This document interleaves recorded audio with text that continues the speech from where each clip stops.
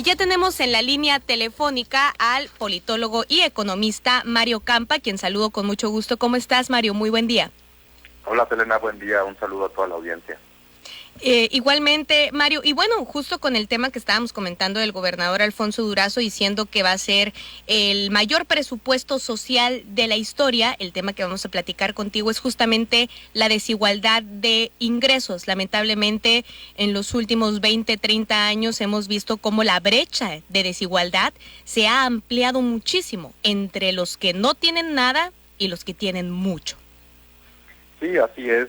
México sabemos que es uno de los países más desiguales del mundo. Desafortunadamente hay muchos en Latinoamérica específicamente, y tiene que ver en parte pues con una herencia histórica basada en el colonialismo, y también pues porque ha habido políticas públicas no demasiado fuertes para redistribuir, ¿no? Ya sea a través de impuestos, cobrarle más a quien más tiene, eso se llama un sistema fiscal progresivo, o en el caso del gasto o las transferencias, pues también que sean progresivos, es decir, darle más a quienes menos tienen. Eso nivelaría un poco la cancha de juego, ¿no? En el caso de Sonora, por poner un ejemplo, más o menos el 10% más rico de la población concentra el 40% del ingreso, ¿no? Entonces, imagínate, el restante 90% pues concentra el 60%. Ahí ya tenemos un primer saque de una métrica de desigualdad muy conocida, que es el coeficiente de Gini, que apunta a que evidentemente nuestras sociedades son muy desiguales, ¿no? Así es, y este 10% que comentas de los que más tienen, pues estamos hablando de personas que incluso pudiéramos decir que están sobradas, ¿no? Que tienen para vivir su generación y quizá unas 2, 3, 4 generaciones más. Y por supuesto, ¿no? El problema es que a medida que se acumulan las desigualdades, particularmente la de ingreso, pues también se va reflejando en desigualdades de riqueza, que es otro concepto distinto. Evidentemente, quien tiene más ingresos, pues puede empezar a comprar bienes de patrimonio, bienes inmuebles, bienes muebles, puede dejarle una herencia pues más abultada a sus hijos, y nada de eso está grabado o está grabado al mínimo. Entonces, desafortunadamente, las desigualdades se heredan. Entonces, si tú tienes una casa y le heredas a tus hijos, pues ya automáticamente le estás heredando, digamos, el ingreso correspondiente a lo que se recibe por rentas, sin que el hijo tenga que mover un dedo. Entonces ahí no podemos hablar de una sociedad meritocrática, estamos hablando de que las desigualdades se perpetúan de una generación a otra, de los padres a los hijos.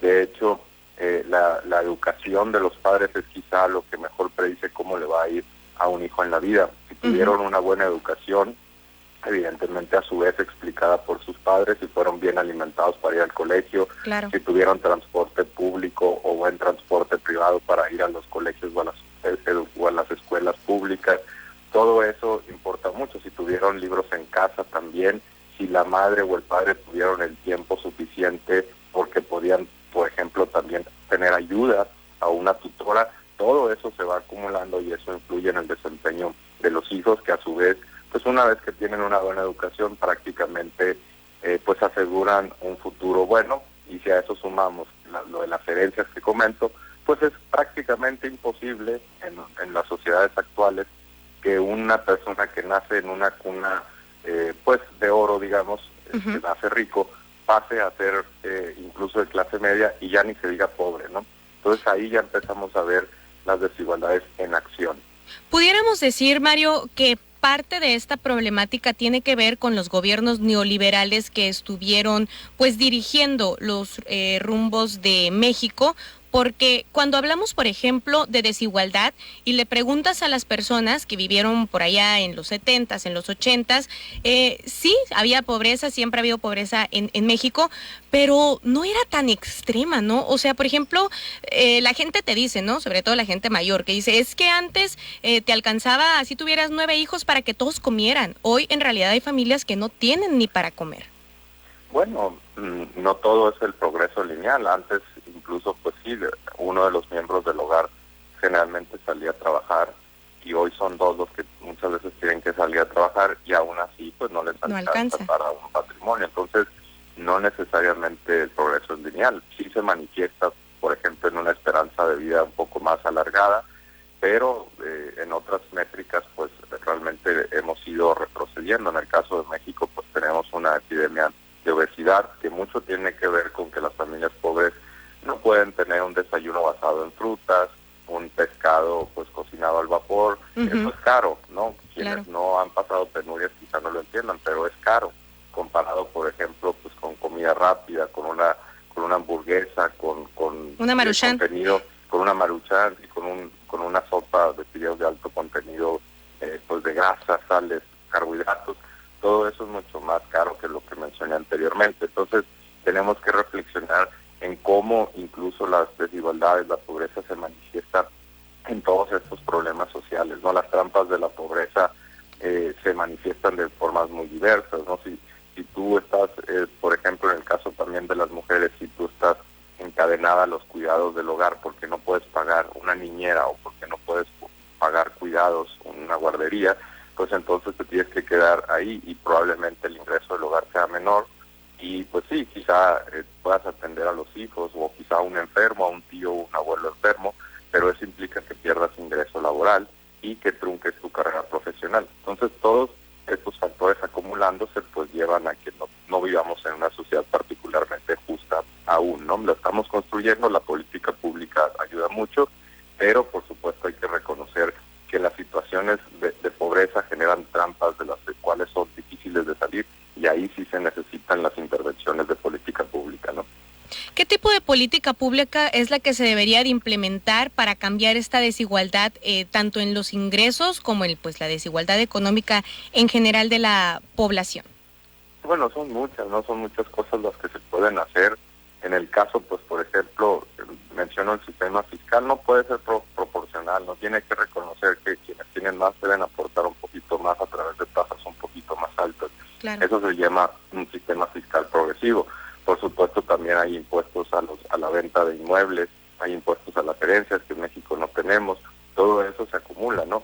En el caso, pues, de las pensiones, todavía no se jubilan las personas con una pensión particularmente alta. Si bien, por supuesto, la pensión para el bienestar de adultos mayores es un avance, es universal, cualquiera a partir ya de los 65 años la puede tener, pero hasta hace unos pocos años había mucha gente que tenía que seguir trabajando más allá de 65 años porque no alcanzó una pensión, y por supuesto muchas veces esto también tiene impactos en que sea en el mercado informal porque ya no puede colocarse en el mercado formal. Entonces volvemos a estos ciclos que se van perpetuando, y en ese sentido pues también por supuesto que ayuda a la informalidad y impide que se retiren en condiciones dignas. Tampoco tenemos un seguro de desempleo en México que hace que, por ejemplo, durante una recesión, cuando cae la actividad económica, pues que haya gente que pueda tener un ingreso adicional por ese faltante en lo que encuentra un nuevo trabajo, y eso puede hacer que la economía siga activa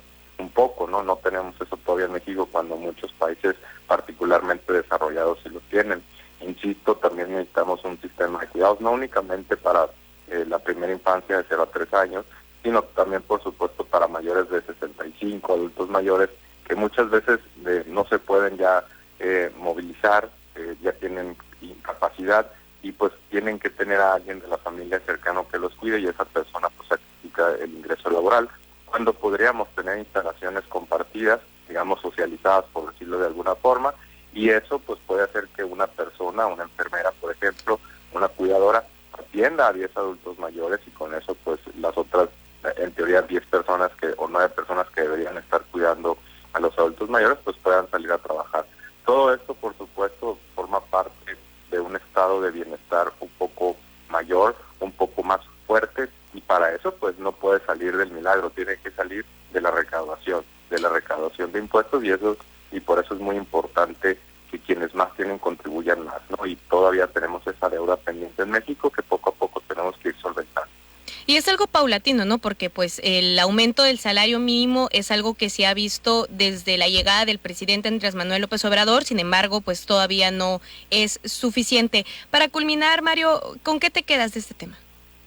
Bueno, me quedo con que efectivamente también esta política que mencionas, el alza del salario mínimo, en algún momento, por ejemplo, se creía que forzosamente generaba inflación, y estudios empíricos y teóricos han mostrado que no es necesario esto, sino que puede subir el salario salario mínimo estaba muy golpeado, muy rezagado, pues puede ser que no, que simplemente incluso puede ayudar al mercado laboral, porque hay muchas personas que quizá no entran, por ejemplo, a la formalidad, porque saben que van a tener salarios muy bajos. En cambio, el salario mínimo, si lo que hace es garantizarle cierto nivel de vida por encima de la línea de la pobreza, pues eso hace que se incorporen al mercado laboral, y eso pues puede elevar su productividad, por supuesto. Entonces hay que ir pensando este tipo de temas alejados de los prejuicios, buscando la nueva evidencia empírica y teórica que va saliendo en la academia, porque la hay, y por supuesto escuchar distintas voces, no dejarse guiar por una única voz,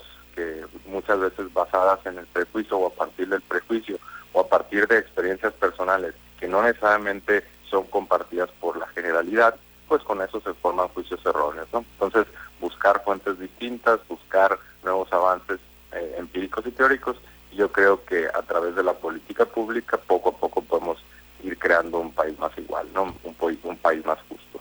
Muchísimas gracias, Mario, y nos escuchamos el próximo jueves con más temas políticos y económicos. Muchas gracias, Elena, que tengan un buen día. Igualmente.